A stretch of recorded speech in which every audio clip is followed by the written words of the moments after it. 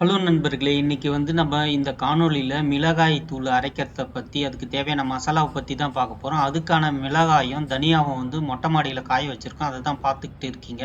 அரைச்சதுக்கு அப்புறம் இந்த மாரி தான் இருக்கு. ஹலோ ஃப்ரெண்ட்ஸ், வணக்கம் and welcome back to our channel டாடாஸ் விவி. இன்னைக்கு இந்த காணொலியில் என்ன பார்க்க போறோம்னா, நம்ம குழம்பு மிளகாய் தூளை அரைக்கிறதுக்கு ரெடி பண்ண போறோம். அதுக்கு தேவையான பொருட்கள் என்னென்னன்றதை இந்த வீடியோவில் நம்ம பார்க்கலாம். அதை எப்படி ப்ரிப்பேர் பண்ணுறதுன்றதையும் நான் சொல்கிறேன். இதுக்கு தேவையான பொருட்கள் என்னென்னு உங்களுக்கு காமிக்கிறேன். நீங்கள் பார்த்து தெரிஞ்சுக்கங்க. அதுக்கப்புறம் நம்ம ஒன்று ஒன்றா ஃப்ரை பண்ணணும். அதை ஃப்ரை பண்ணி அதை வறுத்து எடுத்துன்னு போய் நம்ம மிஷினில் அரைச்சிக்கணும் வரணும். ஓகே, இப்போ என்னென்ன பொருள் தேவைன்றது காமிக்கிறேன், பார்க்கலாம். ஓகே, நம்ம 1 கிலோ மிளகாய் வச்சுருக்கோம், 1 கிலோ தனியா வச்சுருக்கோம், அதுக்கப்புறம் 200 கிராம் சீரகம் வச்சுருக்கோம், 100 கிராம் சோம்பு வச்சுருக்கோம், 200 கிராம் மிளகு வச்சுருக்கோம், 100 கிராம் துவரம்பருப்பு வச்சுருக்கோம், 25 கிராம் வெந்தயம் வச்சுருக்கோம், 100 கிராம் கடலைப்பருப்பு வச்சுருக்கோம், 100 கிராம் பச்சரிசி வச்சுருக்கோம், கொஞ்சமாக, அதாவது தேவையான அளவு கொஞ்சம் கறிவேப்பிலை எடுத்துக்கிடுவோம், காஞ்ச மாதிரி எடுத்துருக்கோம், 100 கிராம் கடுகு வச்சுருக்கோம். இது எல்லா பொருளையும் சேர்த்து தான் நம்ம மிளகாய் தூள் செய்ய போகிறோம். இது ரெண்டும் ஏற்கனவே காஞ்சிச்சு வெயிலில் நல்லா உடையிற மாதிரி. தனியாக வந்துச்சான்னு பார்க்கறதுக்கு இப்படி நிமிட்டி பாருங்கள். நிமிட்டி பார்த்தீங்கன்னா இங்கே பாருங்கள் உடஞ்சிருக்கு. இந்த மாதிரி உடஞ்சிருந்துச்சின்னா நல்லா நல்லா காஞ்சிடுச்சுன்னு அர்த்தம். அதே மாதிரி பார்த்தீங்கன்னா மிளகாய் காஞ்சிடுச்சா இல்லையான்னு தெரிஞ்சுக்கிறதுக்கு இப்படி பண்ணிங்கன்னா உடஞ்சி போகுது பாருங்கள். இந்த மாதிரி போச்சுன்னா சரியாக நல்லா காஞ்சிச்சு மிளகான்னு அர்த்தம். இது சரியான பார்த்தோம். இதை நம்ம அரைக்கிறதுக்கு எடுத்துன்னு போகலாம். மீதி இந்த பொருட்கள்லாம் நம்ம வறுத்துட்டு பேனில் அதாவது கடாயில் வறுத்துட்டு நம்ம எடுத்துன்னு போய் மிஷினில் அரைச்சி எடுத்துன்னு வர போகிறோம். ஓகேங்களா? இப்போ இது ஃப்ரை பண்ணலாம். ஃப்ரை பண்ணுறது எப்படின்னு பார்க்கலாம். இப்போ நம்ம அடுப்பை பற்ற வச்சாச்சு. பார்த்தீங்கன்னா தெரியும், பற்ற வச்சு மீடியம் ஃப்ளேமில் வச்சுருக்கோம். பச்சரிசி வறுத்துக்கலாம். 100 கிராம் எடுத்துருக்கோம் பச்சரிசி. இதை வறுத்துக்கலாம்.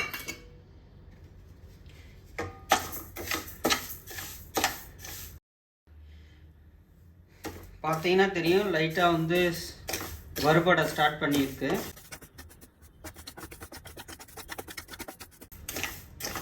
பார்த்தீங்கன்னா தெரியும், கலர் மாறி இருக்கு. இந்த மாதிரி வறுபடுற வரைக்கும் நம்ம மீடியம் ஃப்ளேமில் வச்சு வறுத்து எடுத்துக்கணும். அடுத்ததாக நம்ம மிளகு வறுத்தரலாம். 200 கிராம் மிளகு எடுத்துருக்கேன், அதை தான் வறுக்க போகிறோம்.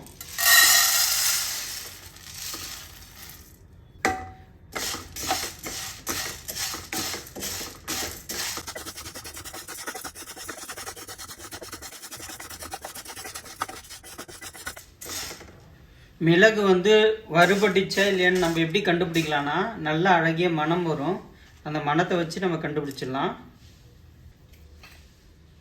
சோம்பு 100 கிராம் எடுத்துருக்கோம்.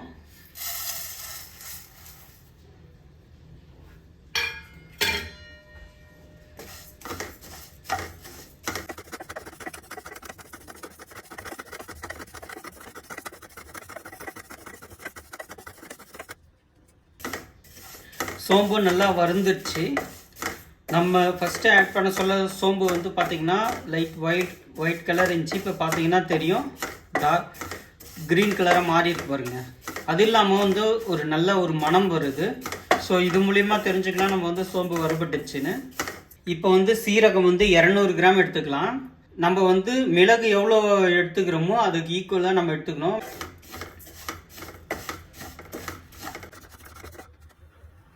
பாருங்க எப்படி பொரியுது. ஸோ இந்த மாதிரி இருக்க சொல்ல, இந்த மாதிரி பொரிஞ்சிச்சுன்னா நம்ம ஓரளவுக்கு கண்டுபிடிச்சிக்கலாம். ஓரளவுக்கு வறுபட ஆரம்பிச்சிச்சு. அடுத்த கொஞ்ச நேரத்தில் சீரகனுடைய மனம் வந்துச்சுன்னா நம்ம எடுத்து வச்சுக்கலாம். வறுக்க போகிறது கடலைப்பருப்பு 100 கிராம் எடுத்து வச்சுருக்கேன், போட்டுக்கலாம்.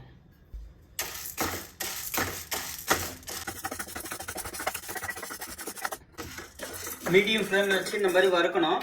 நல்லா வறுந்துடுச்சு. இங்கே பார்த்தீங்கன்னா தெரியும். ஸோ இப்போ இதை நம்ம எடுத்து வச்சுக்கலாம். அடுத்ததாக நம்ம 100 கிராம் துவரம்பருப்பு எடுத்துக்கலாம்.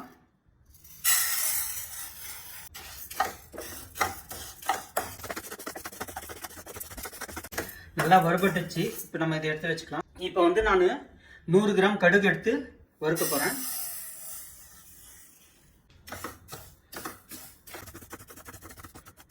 கடுகு வந்து பொரிய ஆரம்பிச்சிச்சுன்னா நீங்கள் கண்டுபிடிச்சிக்கலாம் நல்லா வறுபட ஸ்டார்ட் ஆயிடுச்சுன்னு.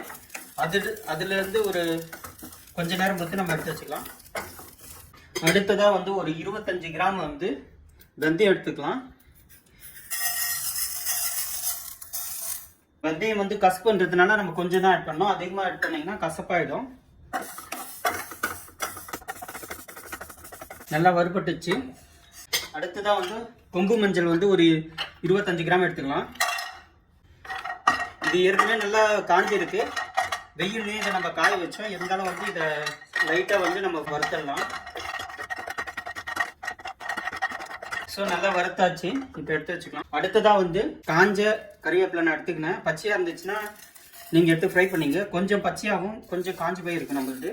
ஸோ இதை லைட்டாக வறுத்துட்டு நம்ம எடுத்து வச்சுக்கலாம். நல்லா வறுந்துடுச்சு. இப்போ நம்ம இதை எடுத்துக்கலாம். ஸ்டவ் ஆஃப் பண்ணியாச்சு. ஸோ வந்து இது எல்லாத்தையும் நம்ம மிக்ஸ் பண்ண போகிறோம். இப்போ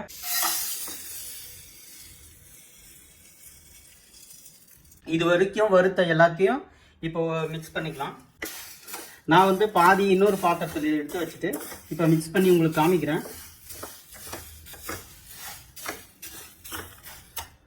எப்படி வந்திருக்கு பாருங்க. இன்னும் பாதி வந்து இந்த பாத்திரத்தில் இருக்கு, இதுக்குள்ள இருக்கு. ஸோ வந்து இதுலயே நம்ம மிக்ஸ் பண்ணிக்கலாம்.